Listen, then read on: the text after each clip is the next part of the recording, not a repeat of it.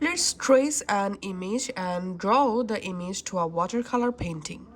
First of all, you have to remove your S Pen from your device. Now just open your gallery, and from your gallery just go ahead and open the image.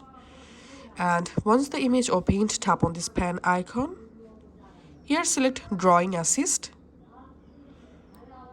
and now select watercolor, tap on this drawing option, and tap on this three dot, tap on transparency, and you can increase your photo transparency for tracing. Now just go ahead and draw your image just like so. So here just go ahead and draw and then tap on generate, and your drawing will be generated into watercolor painting in just a few seconds.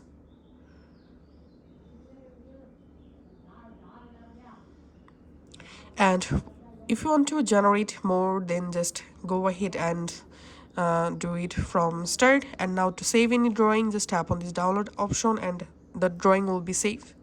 That's it.